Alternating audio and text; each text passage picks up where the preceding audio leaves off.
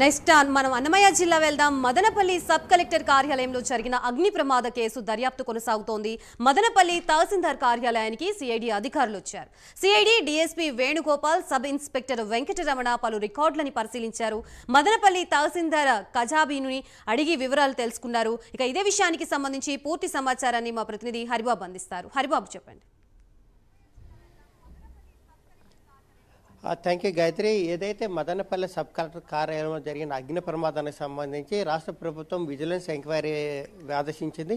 ఆ vigilance enquiry ఆధారంగా CID కేసును అప్పగించడం జరిగింది. ఈ కేసులో కీలకమైనటువంటి ఏదైతే సబ్ కలెక్టర్ కార్యాలయానికి బాధ్యతలు ఇచ్చిన ఫిర్యాదులకు సంబంధించి సిఐడి అధికారులు వివిధ తహసీల్దార్ కార్యాలయాలకు వెళ్ళి వాటిలన్నీ పరిశీలించడం జరుగుతుంది. అయితే ప్రధానంగా మదనపల్లి చుట్టుపక్కల ఉన్నటువంటి కోళ్లబైలు కానీ, మదనపల్లి రూరల్ కానీ ఈ ప్రాంతం మీదనే ప్రధానంగా అధికారులు దృష్టి సారించారు. మదనపల్లి సబ్ కలెక్టర్ కార్యాలయం పరిధిలోని బి కొత్తకోటకు సంబంధించి ఇప్పటి వరకు అధికారులు ఎవరు కానీ ఆ ప్రాంతానికి సబ్ కలెక్టర్ తహసీల్దార్ కార్యాలయానికి వెళ్ళడం కానీ, అక్కడ రికార్డులలో మ్యానిపులేషన్ జరిగింది కానీ, వీటికి సంబంధించి ఎటువంటి ఆధారాలు ఇప్పటి వరకు సేకరించలేదని చెప్పిన ఒక అనుమానాలు వ్యక్తం చేస్తున్నారు.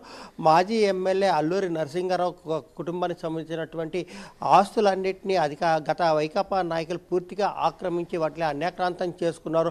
ఆన్లైన్లో రికార్డులు మార్పింగ్ చేశారని చెప్పి కూడా ఆయన వారసులు ప్రధానంగా సిసోడియాగా ఫిర్యాదు చేశారు. అలాగే గతంలో బి కొత్తకోట తహసీల్దార్గా పనిచేసిన రఫీక్ అహ్మద్ కానీ అతను నకిలీ పట్టాలు, ఇంటి పట్టాలను వైఎస్ఆర్ కాలనీ పేరుతో పెద్ద ఎత్తున జారీ చేసినట్టు కూడా ఆరోపణలు ఉన్నాయి. ఇందుకు సంబంధించి అతను కొంత ఎమ్మెల్యే గతంలో ప్రజెంట్ ఎమ్మెల్యే ద్వారకానాథ్ రెడ్డి, గత వైసీపీ ఎమ్మెల్యేగా కూడా ఆయన ఉన్నారు.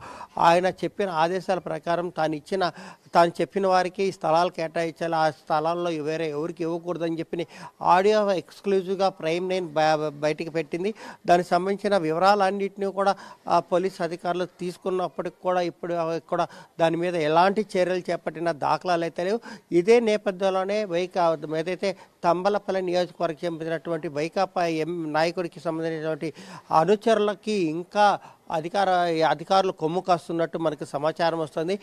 బి కొత్తకోటలో డిప్యూటీ తహసీల్దార్గా పనిచేస్తున్నటువంటి అహ్మద్ అన్సారీ ఈ అంశానికి సంబంధించి కూడా పూర్తి స్థాయిలో అధికార పార్టీ నాయకులకు కొమ్ము కాస్తున్నట్టు తెలుస్తోంది.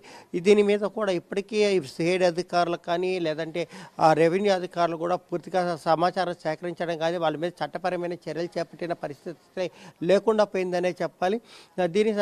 ఈ అంశం మీద కూడా సిఐడి అధికారులు దృష్టి సారించాలని చెప్పి ఒక బలమైన అంటే ప్రజల నుంచి బలంగా వినిపిస్తున్న పరిస్థితి అయితే కనిపిస్తోంది. దీనికి సంబంధించి కూడా సిఐడి అధికారులు కూడా తాము చేయాల్సిన పని చాలా ఉంది, ఇంకా వేగవంతంగా చేయాల్సిన అవసరం ఉంది అని చెప్పి తెలుస్తుంది. గతంలో పనిచేసినటువంటి పద్మలత అనే సిఐడి ఆఫీసర్ని కన్నా ఈ కేసుకు కన్నా అటాచ్ చేయగలిగితే ఆమె నిజాయితీగా నిష్పక్షపాతంగా పనిచేస్తుందని చెప్పి అక్కడ ఉన్నటువంటి బాధితులు ఎవరైతే కోరుతున్నారో, కానీ ప్రభుత్వం మాత్రం వేరే అధికారులకి విచారణ అప్పగించడం పట్ల కూడా కొంత అసంతృప్తి వ్యక్తమవుతుంది. కేసు పక్కదారి పట్టకుండా ప్రభుత్వం పూర్తి స్థాయిలో దీని మీద ఒక కన్నేసి ఉంచితేనే, ఉన్నతాధికారులు దీన్ని ఎప్పటికప్పుడు పర్యవేక్షిస్తేనే దీంట్లో బాధితులకు న్యాయం జరుగుతుందని చెప్పి కూడా వాళ్ళు చెప్తున్న పరిస్థితి కనిపిస్తుంది.